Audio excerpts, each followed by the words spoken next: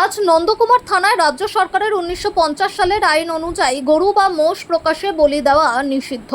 কোনো সরকার প্রতিষ্ঠিত কসাইখানায় কেবলমাত্র 14 বছরের মধ্যে গরু বা মোষকে বলি দেওয়া যাবে, তাও আবার রানী দপ্তরের আধিকারিকের জন্ম সার্টিফিকেট বাধ্যতামূলক।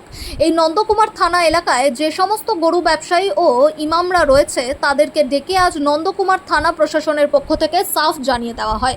শেষে পরিষ্কার জানানো হয়, যেহেতু পূর্ব মেদিনীপুর জেলায় কোনো সরকারি কসাইখানা নেই, অতএব এই জেলায় কোনো গরু বা মোষ কোরবানি দেওয়া যাবে না।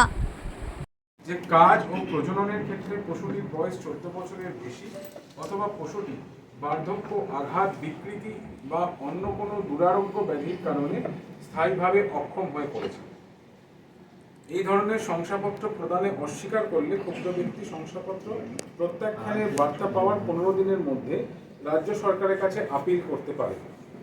যে পশুর ক্ষেত্রে শংসাপত্র প্রদান করা হয়েছে সেই পশুটিকে শুধুমাত্র কোনো পৌর কসাইখানা অথবা স্থানীয় প্রশাসন কর্তৃক নির্ধারিত কোনো কসাইখানায় বলি দিতে হবে। যে পশুর ক্ষেত্রে শংসাপত্র প্রদান করা হয়েছে সেই পশুটিকে যে কোনো প্রকাশ্য স্থানে বলি দেওয়া কঠোরভাবে নিষিদ্ধ।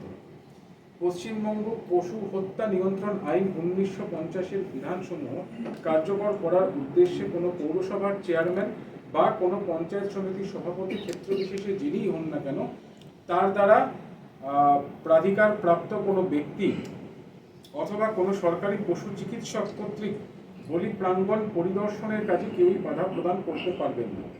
সেই ব্যক্তি যিনিই হন না কেন আইনের উপরোক্ত বিধানসমূহ লঙ্ঘন করলে তার 6 মাস পর্যন্ত কারাদণ্ড বা 1000 টাকা পর্যন্ত জরিমানা বা উভয়দণ্ড হতে পারে। 1950 সালের আইনে অধীনে সংগঠিত সমস্ত অপরাধী আদালত গ্রাহ্য অপরাধ হিসেবে গণ্য হবে।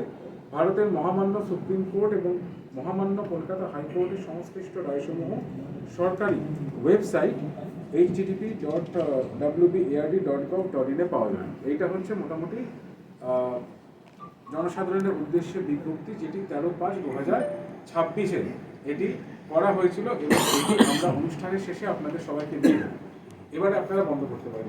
এবারে